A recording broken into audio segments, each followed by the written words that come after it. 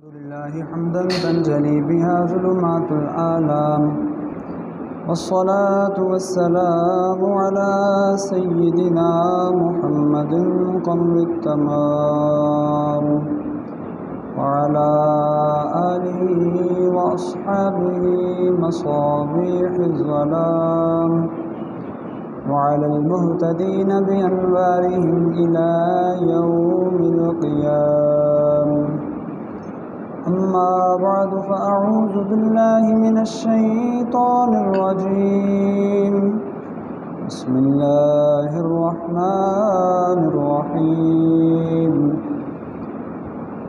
قال الله تبارك وتعالى في القرآن المجيد والفرقان الحميد: ألم يأن للذين آمنوا أن تخشع قلوبهم لذكر الله وما نزل من الحق. صدق الله مولانا العظيم، وبلغنا رسوله النبي الكريم الأمين. إن الله وملائكته يصلون على النبي يا أيها الذين آمنوا صلوا عليه وسلموا تسليما. الصلاة والسلام عليك يا سيدي يا رسول الله، وعلى آلك وأصحابك يا سيدي يا حبيب الله. الصلاة والسلام عليك يا سيدي يا نبي الله، وعلى آلك وأصحابك يا سيدي يا نور الله.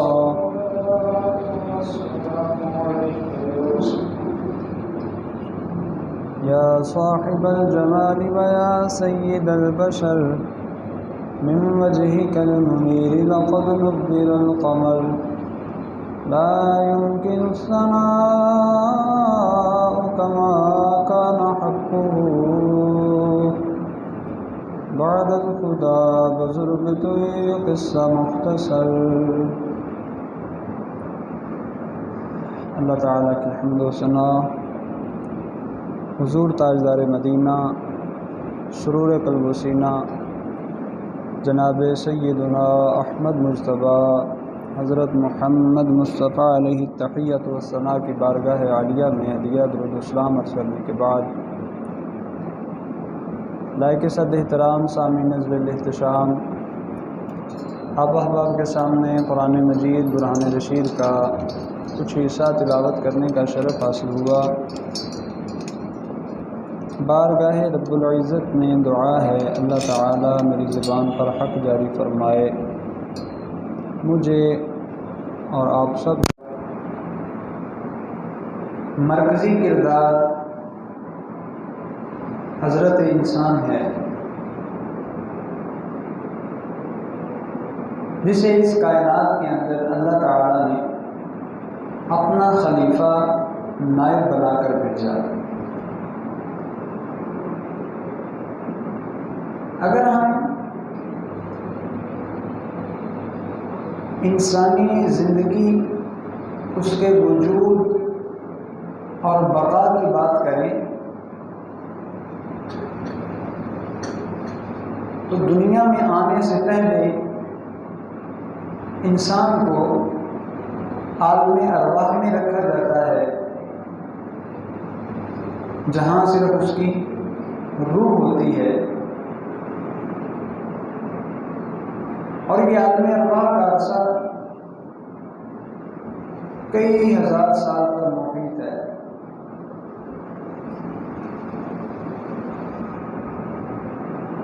انسان اس عرصے میں اللہ تعالیٰ کی منشا کے مطابق اور اللہ تعالیٰ کے قانون کے مطابق وجود بشری سے عاری ہوتا ہے. قانون قدرت کے مطابق زوجین کے ملاپ سے بطن مادر کے اندر والدین کا نطفہ قرار پاتا ہے اور 120 دن وہاں گزارنے کے بعد پھر اس کے اندر روح پھونکی جاتی ہے. وہاں سے اس کا اس دنیا کی زندگی کا آغاز ہوتا ہے. اس سے پہلے جو کچھ تھا وہ عالم ارواح سے متعلق، تب نہ وہ کسی حکم کا مکلف ہے، نہ اسے کسی حکم کے بارے میں پوچھ گچھ ہونی. تو زندگی کے 120 دن ماں کے بطن میں گزارنے کے بعد اب روح اور جسم کا تعلق آپس میں جوڑ دیا جاتا ہے. ماں کے بطن میں ہی قدرت الہی کے مطابق اس کی خوراک کا بندوبست ہوتا ہے. 9 ماہ تک پھر وہ ماں کے پیٹ میں رہنے کے بعد اس دنیا کی آب و ہوا کو محسوس کرنا شروع کرتا ہے. پھر اللہ تعالیٰ نے اس کے لیے جو وقت مقرر فرمایا ہے اس دنیا کے اندر وہ وقت گزارتا ہے اور پھر اس کے جسم سے روح کو جدا کر دیا جاتا ہے. عالم ارواح کے بعد عالم دنیا میں بس اتنا سا ہی پیریڈ تھا جو چند سال یا چند مہینے یا چند دن یا چند گھنٹے پر محیط تھا. روح جسم سے جدا ہوئی، عالم برزخ کا پیریڈ شروع ہو جاتا ہے. قیامت قائم ہونے تک انسان عالم برزخ میں ہی رہے گا. پھر جب قیامت قائم ہوگی تو عالم برزخ سے اسے عالم محشر کی طرف منتقل کر دیا جائے گا. وہاں جو زندگی ملنی ہے وہ کبھی ختم نہیں ہوگی. عالم ارواح میں لمبا عرصہ رہا، اس کی کوئی پوچھ گچھ نہیں.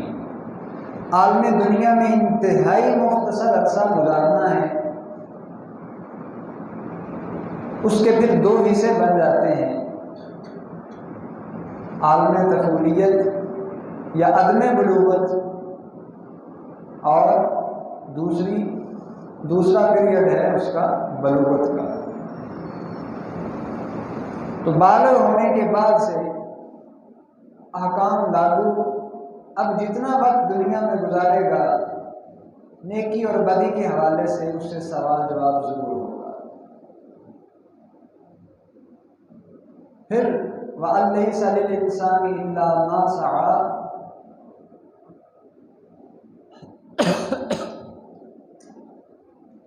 انسان جس چیز کے لیے بھی کوشش کرے گا، جو بھی کام کرے گا، کل کو اس کے مطابق اسے بدل اور جزا اور عوض دیا جائے گا. یہ عوض کہاں ملے گا، بدلہ کہاں چکایا جائے گا، اس کا تعلق فی الحال میں محشر کے ساتھ ہے. اب میری جو آج کی گفتگو ہے اس کا تعلق ہمارا جو بلوغت کا پیریڈ ہے اس سے وفات کے پیریڈ تک اتنا دورانیہ. قرآن نے فرمایا أَلَمْ يَأْنِ لِلَّذِينَ آمَنُوا أَن تَخْشَعَ قُلُوبُهُمْ لِذِكْرِ اللَّهِ وَمَا نَزَلَ مِنَ الْحَقِّ. اللہ تعالیٰ نے ہر ذی روح انسان کو ایمان کا مکلف بنایا ہے. ایمان اس نے اللہ تعالیٰ کی توحید پر، دیگر ضروریات دین پر لے کے آنا ہے.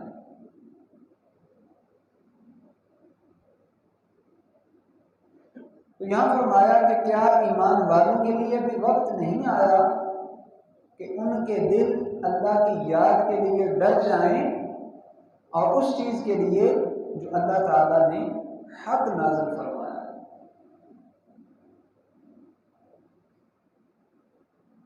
انسان دنیا میں اللہ تعالیٰ کے امر کے مطابق تشریف لاتا ہے، آتے ہی اسے احکام کا مکلف نہیں بنا دیا جاتا۔ اس کے والدین اس کی ذمہ داریاں اٹھاتے ہیں، اس کی خوراک کا بندوبست، لباس کا بندوبست، رہائش کا بندوبست، اچھی تربیت کا انتظام و انصرام، یہ اس کے والدین کرتے ہیں۔ یہ ایسا چلتا رہتا ہے حتیٰ کہ انسان بلوغت کی عمر تک پہنچ جائے۔ عمر کے حساب سے اگر بالغ ہو تو 15 سال میں،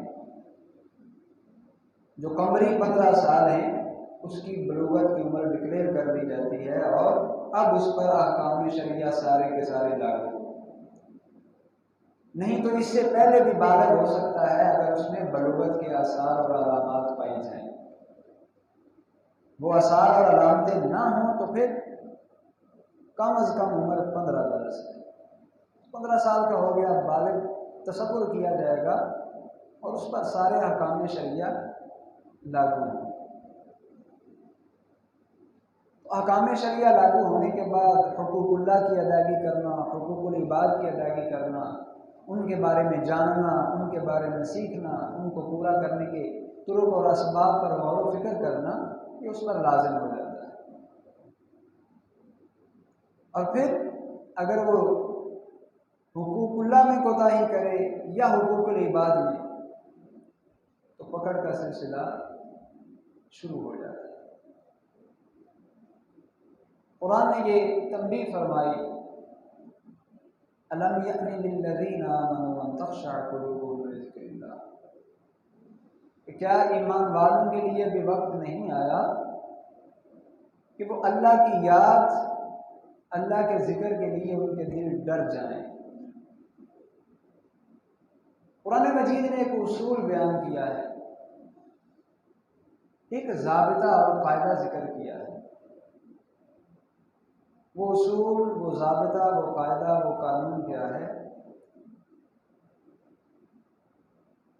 ان اللہ لا یغیر ما بقوم حتی یغیروا ما بانفسہم۔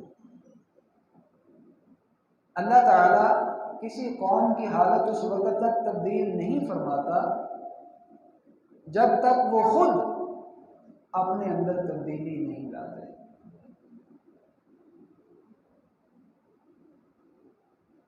خود کو بدلنا، اس کا انحصار کس چیز پر ہے؟ انسان خود کو بدلنے کی نیت اور ارادہ کرے۔ اگر انسان کبھی خود کو بدلنے کا ارادہ ہی نہیں کرتا اور زبان سے نعرے، زبان سے کلمات، زبان سے بڑے بڑے بول نکالتا رہتا ہے، تو پھر اس کی ذات، اس کے رویے، اس کے کردار، اس کے اخلاق، اس کے معاملات میں تبدیلی نہیں آ سکتی۔ قرآن جس کا ہر ہر لفظ، جس کا ہر ہر حرف حق کا گواہ، حق کا ترجمان اور عین حقیقت ہے، اس نے یہ واضح اصول بیان کیا ہے کہ خود کی تبدیلی ایسے نہیں آئے گی، محض بول دینے سے، بڑی بڑی باتیں کر دینے سے نہیں، اس کے لیے پختہ ارادہ کرنا پڑے گا، اس کے لیے خود کو بدلنے کے پختہ اقدامات کرنے پڑیں گے۔ خدا نے آج تک اس قوم کی حالت نہیں بدلی، نہ ہو خیال جس کو خود اپنی حالت بدلنے کا۔ اگر لوگ خود کو نہ بدلنا چاہیں، اللہ تعالیٰ کی طرف سے بھی انہیں نہیں بدلا جاتا۔ تو پہلی چیز،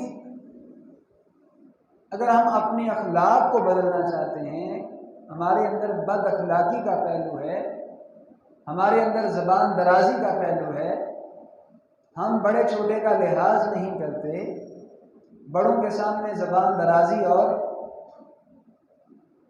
ان کے ادب کو ملحوظ خاطر نہیں رکھتے، چھوٹوں کے حقوق کا خیال نہیں کرتے۔ اگر ہم اس چیز کو بدلنا چاہتے ہیں تو پہلے ارادہ کرنا ہوگا، نیت کرنی ہوگی، اور پھر اس نیت پر استقامت اختیار کرنی ہوگی۔ اذا عزمت فتوکل علی اللہ، جب بھی تم کسی چیز کا عزم کر لو پھر اللہ پر بھروسہ کر لو، اس سے استقامت کی دعا مانگو، اللہ تعالیٰ تمہارے اس عزم میں تمہیں استقامت عطا فرمائے گا۔ اگر ہم اپنے اخلاق اور رویوں کو بدلنا چاہتے ہیں، اگر ہم اپنے معمولات کو بدلنا چاہتے ہیں، اگر ہم اپنے افعال اور کردار کو بدلنا چاہتے ہیں، تو اس کے لیے ضروری یہ ہے کہ ہم بدلنے کا ارادہ کریں، پختہ نیت کریں، اور کرنے کے بعد اپنے رب پر بھروسہ کریں، غور و فکر کریں، اپنے بارے میں جاننے کی کوشش کریں، پہلے یہ طے کریں کہ میرے اندر خرابیاں کیا کیا ہیں، برائیاں کیا کیا ہیں۔ لوگوں پر نظر رکھنے کی بجائے خود پر نظر رکھیں۔ بزرگوں کا مقولہ ہے من عرف نفسہ فقد عرف ربہ، جس نے خود کو جان لیا اس نے رب کو جان لیا۔ اپنی پہچان سب سے مشکل کام ہے۔ ہم دوسروں کو تو دیکھتے ہیں، آنکھیں دوسروں کے لیے ہی ہیں، لیکن یہ آنکھیں کبھی اپنی طرف اگر جھک جائیں اور خود کو دیکھ لیں، یہ ظاہری آنکھیں ظاہری لبادے کو تو دیکھتی ہیں، لیکن اللہ تعالیٰ انہیں باطن کو دیکھنے کی بھی توفیق عطا فرمائے، ہم دیکھیں کہ ہمارے اندر برائیاں کیا ہیں۔ ہمیں دوسروں کی برائیاں تو واضح طور پہ نظر آتی ہیں، اور ہم ان کا اظہار کرتے ہوئے ڈرتے اور جھجکتے بھی نہیں ہیں۔ فلاں میں یہ عیب ہے، فلاں میں یہ عیب ہے، فلاں میں یہ عیب ہے۔ یہ کبھی لحاظ اور خیال نہیں کیا کہ ہم خود کتنے عیوب کا پلندہ ہیں، اور ہماری ذات کتنے عیوب سے بھری پڑی ہے۔ تو خود کو بدلنے کے لیے کم از کم پہلے خود کو یہ باور کرانا ہوگا کہ مجھ میں برائیاں ہیں۔ اگر انسان خود کو ہمیشہ کامل ہی سمجھتا رہے، میں تو اچھائیوں کا منبع ہوں، میرے اندر تو کوئی برائی ہے ہی نہیں، میں تو ایک کامل انسان ہوں، میں ہر طرح سے پورا ہوں، میرا اخلاق بھی بہت اعلیٰ، کردار بھی بہت اعلیٰ، افعال اور اعمال بھی بہت اعلیٰ، حقوق اللہ اور حقوق العباد میں کہیں بھی مجھ سے کوئی کوتاہی نہیں ہوتی، میں ہر چیز میں بالکل لیول پہ ہوں، میرے اندر تو کوئی برائی ہے ہی نہیں، لہٰذا مجھے اب دوسروں کی برائیاں دیکھ کر ان کے پیچھے لگنا چاہیے۔ اگر انسان خود کو ہمہ وقت اس لیول پر رکھے گا تو پھر اس کی اپنی ذات کے اندر تبدیلی کا آنا ممکن نہیں۔ یہ شیطانی وصف ہے، کمال صرف انبیاء کی ذات کو حاصل ہے، اور اللہ تعالیٰ کے چنے ہوئے بندے اولیاء جو اس صف کے اندر شامل ہیں۔ اگر انسان اور وہ اس صف کے اندر شامل ہونے کے باوجود اب امام الانبیاء سید المرسلین خاتم النبیین صلی اللہ علیہ وسلم کی ذات گرامی کو لیں، جن کی ذات ہمارے لیے اسوہ حسنہ ہے، کامل نمونہ ہے، عبادات کی کثرت اتنی ہے کہ ام المومنین سیدہ عائشہ صدیقہ رضی اللہ تعالیٰ عنہا عرض کرتی ہیں یا رسول اللہ صلی اللہ علیہ وسلم، کیا اللہ تعالیٰ نے آپ کو یہ نہیں فرما دیا لیغفر لک اللہ ما تقدم من ذنبک وما تأخر؟ اللہ نے تو آپ کے صدقے اگلے پچھلوں کو بخشنا ہے، تو آپ عبادت میں ریاضت میں اتنی کثرت کیوں فرماتے ہیں؟ آپ آگے سے کیا جواب دیتے ہیں؟ افلا اکون عبدا شکورا، کیا میں اللہ کا شکر گزار بندہ نہ بن جاؤں؟ اب ان سے بڑی ہستی دنیا میں کون ہے؟ تو ان کا رویہ کیا ہے؟ افلا اکون عبدا شکورا، شکر گزار بندے کی زبان پر فخر نہیں ہوتا، شکر گزار بندے کی زبان پر بڑا بول نہیں ہوتا، شکر گزار بندے کی زبان پر دوسروں کے لیے حقارت بھرے کلمات نہیں ہوتے، شکر گزار بندے کی زبان دوسروں کے عیب تلاش کر کر کے لوگوں کے سامنے زبان زد عام نہیں کرتی، اسے لوگوں کے اندر منتشر کرنے کا، پھیلانے کا سبب نہیں بنتی، بلکہ شکر گزار بندہ ہمیشہ اپنی ذات کی طرف وہ خود کی اصلاح کا تعلق ہے۔ حضور تو ہمارے لیے نمونہ ہے، اسوہ حسنہ ہے آپ کی ذات میں ہمارے لیے، تو تبدیلی کے لیے، خود کو بدلنے کے لیے سب سے پہلی چیز یہ ہے، ہمیں اس چیز کا ادراک اور احساس ہونا چاہیے کہ ہم میں خرابیاں ہیں۔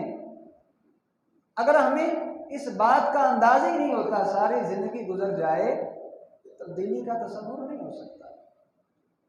ہم خود کو اس راستے پر نہیں لا سکتے جو اہل اللہ کا انعام یافتہ بندوں کا راستہ ہے، انعام یافتہ لوگوں کا راستہ ہے۔ تو خود کو بدلنے کے لیے پہلے اپنا محاسبہ کر کے، اپنے عیوب کو تلاش کر کے ان کی اصلاح کی نیت ہونا ضروری ہے، اور اگر ہمیں وہ نظر ہی نہیں آ رہے تو پھر یہ ساری گفتگو بیکار ہے، ساری گفتگو بے فائدہ ہے، ساری گفتگو لا حاصل ہے، نہ مجھے کوئی فائدہ نہ آپ کو کوئی فائدہ۔ تو سب سے پہلا سٹیپ، سب سے پہلا مرحلہ، سب سے پہلی بنیاد اپنی ذات کو دیکھنا۔ دیکھیں، اللہ تعالیٰ نے ہمیں موقع دیا ہے، ماہ رمضان المبارک کی یہ بابرکت گھڑیاں، ساعتیں، یہ مقدس لمحات جو ہمہ وقت انسان کو رب کی طرف متوجہ کرتی جاتی ہیں اور اس کی رحمتوں اور بخشش کے پروانے نازل ہوتے رہتے ہیں، ہمیں یہ ادراک اور احساس کرنا ہے کہ ہم میں برائیاں ہیں، اور پھر ان برائیوں کو ہمیں ڈھونڈنا ہے، ان برائیوں کو تلاش کرنا ہے، ان برائیوں کے بارے میں اپنے ذہن کو ایک نقطے پر مرکوز کرنا ہے، ان برائیوں کی فہرست بنانی ہے، اور پھر یہ دیکھنا ہے کہ ان برائیوں سے ہم نکل کیسے سکتے ہیں، ان برائیوں سے ہمیں چھٹکارا کیسے مل سکتا ہے، ان برائیوں سے ہمارے لیے نجات کی راہ اور طریقہ کیا ہے۔ تو قرآن نے کیا فرمایا؟ أَلَمْ يَأْنِ لِلَّذِينَ آمَنُوا أَن تَخْشَعَ قُلُوبُهُمْ لِذِكْرِ اللَّهِ وَمَا نَزَلَ مِنَ الْحَقِّ۔ دلوں کو ڈر جانا چاہیے، تو پہلے تو دل ڈرے، کس کے لیے؟ کیا ابھی وقت نہیں آیا کہ اہل ایمان کے دل اللہ کی یاد کے لیے، اس ذات کی طرف متوجہ ہونے کے لیے ڈر جائیں، اور اس چیز کے لیے جو حق اللہ تعالیٰ نے نازل فرمایا ہے۔ اور یہاں یہ بھی تنبیہ فرمائی گئی، تم سے جو پہلے لوگ گزرے اہل کتاب، ان کی طرح نہ ہو جانا۔ فقست قلوب، ان کے دل سخت ہو گئے، تمہارے بھی سخت ہو گئے۔ تو محاسبہ نفس، محاسبہ قلب، اپنی تربیت کے لیے، اپنی برائیوں اور اپنے گناہوں کو ڈھونڈنے کے لیے یہ ضروری ہے، روزانہ کی بنیاد پر ضروری ہے، ہر نماز کے بعد ضروری ہے۔ انسان کم از کم اتنا وقت اپنے لیے ضرور نکالے کہ انسان اس وقت کے اندر ہر فکر سے مستثنا اور خود کو الگ تھلگ کر کے صرف اور صرف اپنی ذات کی طرف متوجہ ہو، خود کو ڈھونڈے، خود کو تلاش کرے، خود کو دیکھے، میں کون ہوں، کہاں سے بھیجا گیا ہوں، کس لیے بھیجا گیا ہوں، یہ جو مجھے زندگی دی گئی مجھے کیوں دی گئی، اور میں نے اس زندگی کا استعمال کیسے کرنا ہے، اپنی زندگی کے اوقات کو کس نہج اور کس طریقے کے مطابق گزارنا ہے۔ انسان اپنے لیے وقت نکالے، روزانہ کی بنیاد پر نکالے، اس سبق کو روزانہ کی بنیاد پر دہرائے۔ جس طرح روزانہ اپنے کام کاج کی ایک روٹین ہے، اپنے کاروبار کی ایک روٹین ہے، جس روٹین کو انسان بھولتا نہیں، کھانے کی ایک روٹین ہے جو ہمارے جسم کی لازمی ضرورت ہے، جس کو پورا کرنے کے لیے ہم روزانہ کی بنیاد پر 2 یا 3 وقت کا کھانا کھاتے ہیں، بالکل اسی طرح ہمارے قلب کی بھی ایک ضرورت ہے، ہماری روح کی بھی ایک ضرورت ہے، اور وہ ضرورت کیا ہے کہ ہم محاسبہ کریں، ہم مراقبہ کریں۔ آپ تجربہ کر کے دیکھ لیں، وہ انسان جو دکھوں کے اندر، پریشانیوں کے اندر، مصیبتوں کے اندر، عدم اطمینان کے اندر مبتلا ہے، بے چینی ہی بے چینی ہے، آج سے، ابھی سے یہ نیت کر لے میں نے ہر نماز کے بعد کم از کم 5 منٹ روزانہ مراقبہ کرنا ہے۔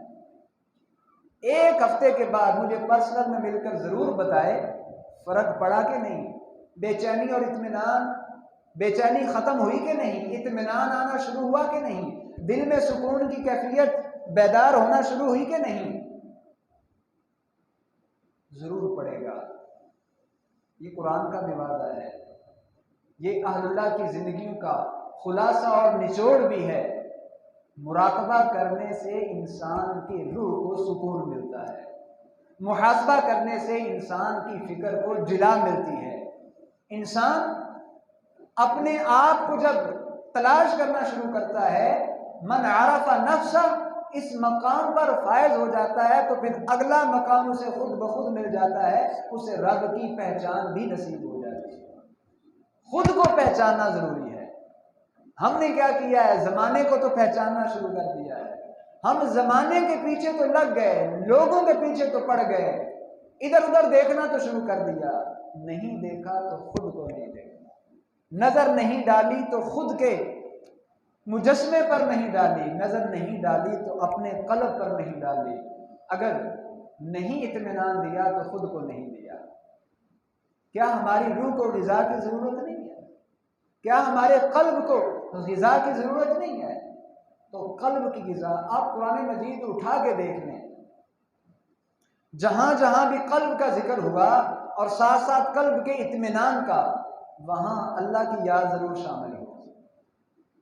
تو یہ مراقبہ، محاسبہ، دل کو اس ذات کی طرف متوجہ کرنا، اور اس سے پہلے خود اپنی ذات پر فکر کرنا، یہ انسان کو اللہ کے ذکر کی طرف ہی لے کے جاتا ہے۔ اور یہ آیا مبارکہ بار بار ہمیں اسی بات کی طرف تنبیہ کر کے لے کے جا رہی ہے، ان تخشع قلوبہم لذکر اللہ، یہاں بھی قلب اور ذکر کی نسبت آپس میں بیان کی گئی کہ ابھی وقت نہیں آیا، انسان نے اور کتنا غافل ہونا ہے، کتنا غافل ہونا ہے۔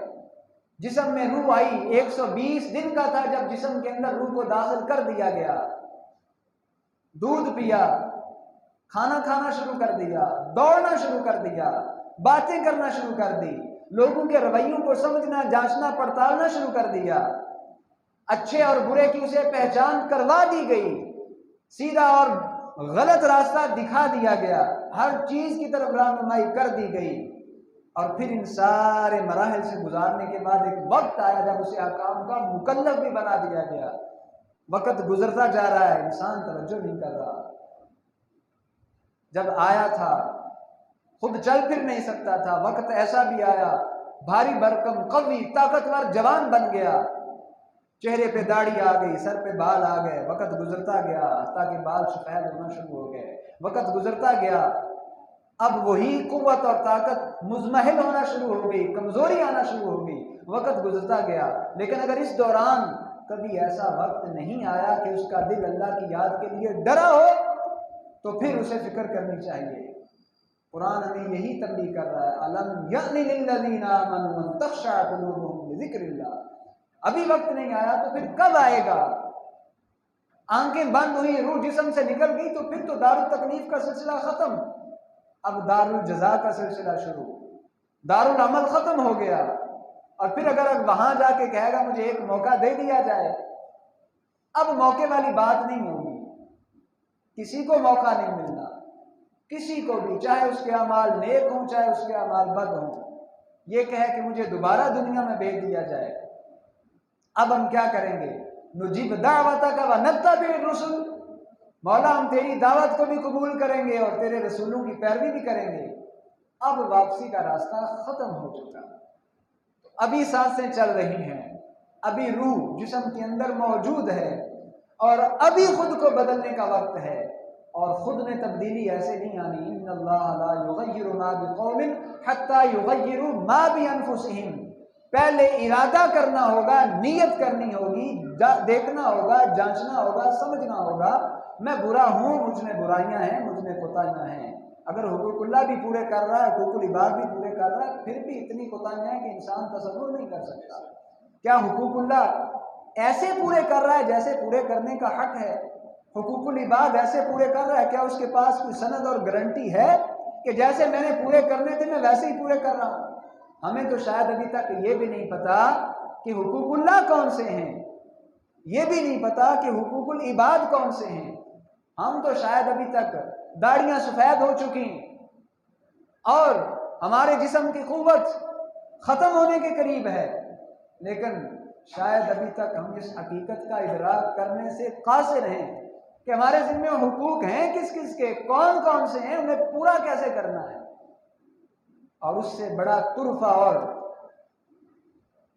افسوس کی بات یہ ہے کہ اس چیز کو جاننے کے لیے شاید ہم نے کبھی کسی سے رجوع بھی نہیں کیا. ہم کسی کے پاس بیٹھنے کی زحمت بھی گوارا نہیں کرتے. ہم جو سب سے بنیادی چیز ہے اور جس کے بارے میں قیامت والے دن سب سے پہلے پوچھا بھی جائے گا، یہ حقوق اللہ بھی ہیں، حقوق العباد بھی ہیں. تو جن چیزوں کے بارے میں ہم سے پوچھا نہیں جانا، ہم ان کے پیچھے تو لگے ہوئے ہیں، اور جس چیز کا سوال ہونا ہے اس چیز کے بارے میں کبھی غور و فکر ہی نہیں کیا، اور کبھی خود کو بدلنے کا ارادہ ہی نہیں کیا. یاد رکھیں، اگر ہم خود کو بدلنا چاہتے ہیں تو سب سے پہلے خود کو بدلنے کا ارادہ کرنا ضروری ہے. میں آپ پتہ نہیں کتنی کتنی برائیاں ہم میں موجود ہیں. اللہ کے نیک بندے موجود ہیں، صالح لوگ جن کی زندگی کے اوقات شب و روز اللہ کی یاد، اس کے بندوں کے حقوق، اس کے حقوق پورا کرنے میں گزرتے ہیں، ایسے بھی ہیں. لیکن ہم میں سے اکثر لوگ ایسے ہیں جو ان دونوں طرح کے حقوق سے غافل ہیں. تو کم از کم یہ ان جمعۃ المبارک کی بابرکت گھڑیوں اور رمضان المبارک کی ان بابرکت ساعتوں کے اندر کم از کم ہم نیت اور ارادہ ہی کر لیں، قرآن کے اس اصول کو پیش نظر رکھتے ہوئے اگر ہم خود کو بدلنے کی نیت کریں گے تو اللہ کی مدد ضرور شامل حال ہوگی. بدلنے کی نیت اور ارادہ کر کے پھر اس ذات پر بھروسہ کر لیں. اور اگلا کام کیا کرنا ہے؟ وَاصْبِرْ نَفْسَكَ مَعَ الَّذِينَ يَدْعُونَ رَبَّهُمْ بِالْغَدَاةِ وَالْعَشِيِّ يُرِيدُونَ وَجْهَهُ. پھر ان لوگوں کی سنگت اور صحبت اختیار کر لیں، ان لوگوں کی دوستی اختیار کر لیں جن کا مطمع نظر کیا ہے؟ ذات باری تعالیٰ. وَاصْبِرْ نَفْسَكَ، اپنے نفس کو ان لوگوں کے ساتھ روک لیا جائے جو کیا کرتے ہیں؟ يَدْعُونَ رَبَّهُمْ بِالْغَدَاةِ وَالْعَشِيِّ، جن کے شب و روز، جن کی صبح اور شامیں اللہ کی یاد میں گزرتی ہیں، جو اللہ تعالیٰ کو پکارتے ہیں، اس سے دعائیں مانگتے ہیں، اس کا ذکر کر کے گزارتے ہیں. وہ رب سے ڈرتے ہیں، ان کے دلوں کے اندر خشیت الہی موجود ہے. تو پہلا مرحلہ کیا ہے؟ خود کا محاسبہ اور مراقبہ کرتے ہوئے خود کو بدلنے کا ارادہ کرنا. اور دوسرا سٹیپ کیا ہے؟ ایسے لوگوں کی صحبت اور سنگت اختیار کی جائے جو اللہ والے ہیں، جن کو دیکھ کر اللہ کی یاد آتی ہے، جن کو دیکھ کر انسان اپنی برائیوں کی طرف متوجہ ہو کر خود کو اچھا بنانے کی، ان جیسا بننے کی کوشش کرتا ہے. صحبت صالح ترا صالح بود، نیکوں کی صحبت بندے کو نیک بنا دیتی ہے اور بدوں کی صحبت انسان کو بد بنا دیتی ہے. حدیث پاک کا مفہوم ہے کہ انسان اگر عطار کے پاس جا کر بیٹھتا ہے تو اس کے اثرات اس کے جسم تک ضرور پہنچیں گے، لباس تک ضرور پہنچیں گے. تو اس کی کچھ دیر کی رفاقت، کچھ دیر کی، کچھ لمحے کی صحبت جو ہے اس کے جسم کو خوشبودار بنا دیتی ہے. اور اگر وہ لوہار کے پاس جاتا ہے، بھٹی والے کے پاس جاتا ہے، اگر وہاں وہ کچھ دیر ہی ٹھہرتا ہے، کچھ بھی نہ خریدنا ہو، تو اس کی بھٹی کے اثرات بھی اس کے جسم پر، لباس پر ضرور پڑتے ہیں. کوئی نہ کوئی چنگاری نکل کر اس کے جسم کو یا اس کے لباس کو ضرور خاکستر کر دیتی ہے، ضرور جلا کر رکھ دیتی ہے. بالکل ایسے ہی اگر انسان نیکوں کی صحبت کے اندر بیٹھتا ہے، اچھوں کی سنگت اور صحبت اختیار کرتا ہے، اب اگرچہ وہ اچھائی نہ بھی کرے لیکن جتنی دیر بیٹھا رہتا ہے کم از کم اتنی دیر برائی سے تو بچا رہتا ہے. اور ان کی وہ اچھی اور نیک صحبت ایک نہ ایک دن ضرور رنگ لاتی ہے۔ آپ ایک خراب سیب پوری بھری ہوئی بالکل صحیح سیبوں کی پیٹی کے اندر رکھ دیں، چند دن بعد دیکھیں گے کہ وہ ساری پیٹی خراب ہو چکی ہے۔ وہ گلا ہوا سیب سارے سیبوں کو خراب کر دے گا۔ بالکل اسی طرح اگر انسان خود اچھا بنا ہو نیک ہی ہو لیکن وہ بروں کی صحبت میں بیٹھنا شروع کر دے، ایک نہ ایک دن وہ بھی برا ضرور بن جاتا ہے۔ اور اگر انسان برا ہو، بروں کی صحبت چھوڑ کر اچھوں کی سنگت اور صحبت اختیار کر لے تو یقیناً وہ اچھوں کی سنگت اور صحبت اس پر ضرور اثر انداز ہوگی۔ قرآن نے فرمایا یا ایھا الذین آمنوا اتقوا اللہ وکونوا مع الصادقین، ایمان والو اللہ سے ڈرو، سچوں کے ساتھ ہو جاؤ۔ اور سچوں کی صحبت، نیکوں کی صحبت انسان کو ضرور نیک بنا دیتی ہے۔ اگر ہم خود کو بدلنا چاہتے ہیں، ماہ رمضان المقدس کی یہ بابرکت گھڑیاں اور ساعتیں بہترین موقع ہیں انسان اپنے رب کی ذات کی طرف اس کی برکت سے اکثر اوقات، اکثر لمحات، اکثر گھڑیوں میں متوجہ ہوتا رہتا ہے۔ رب کی یاد اور اس کا خوف اس کے دل کے اندر گھر کر جائے، اس دولت کو ہمیشہ ہمیشہ دل کے اندر قائم کر لے اور خود کو بدلنے کا پختہ ارادہ کر کے نیکوں کی صحبت اور سنگت اختیار کرے۔ اور اس دور کے اندر اب صورتحال ایسی بن چکی ہے کہ انسان جائے تو کدھر جائے، راستہ تلاش کرے تو کون سا کرے، تو بہترین طریقہ یہ ہے کہ وہ کتاب جو کتاب ہدایت ہے، وہ کتاب جو دستور حیات ہے، وہ کتاب جو کتاب فلاح ہے، وہ کتاب جس میں ہر کامیابی کا راز پنہاں اور پوشیدہ ہے، میری مراد قرآن مجید، اس کتاب کو پڑھنا شروع کر دے۔ اور کوئی صحبت اسے میسر نہیں آتی تو قرآن مجید کی صحبت ہی اختیار کر لے۔ اپنی زندگی کے اوقات کو زیادہ سے زیادہ قرآن مجید کی تلاوت کرنے میں گزارے، اپنی زندگی کے لمحات کو زیادہ سے زیادہ رسول اللہ صلی اللہ علیہ وسلم پر درود پاک پڑھنے میں گزارے، اپنی زندگی کے اوقات کو زیادہ سے زیادہ استغفار کرنے میں گزارے۔ یقیناً یہ اذکار اور قرآن پاک کی صحبت اور قرآن پاک کی تلاوت اس کی زندگی کے رخ کو بدل دے گی۔ ہر قسم کی بے چینی انشاءاللہ ختم ہوگی، عدم اطمینان ختم ہوگا، اللہ تعالیٰ سکون بھی عطا فرمائے گا، یہ دنیا بھی بہتر ہوگی، قبر بھی بہتر ہو جائے گی، حشر بھی بہتر ہو جائے گا۔ بارگاہ رب العزت میں دعا ہے اللہ تعالیٰ مجھے آپ سب کو خود کا محاسبہ کر کے خود کو بدلنے کی توفیق عطا فرمائے، آمین وما علیہ۔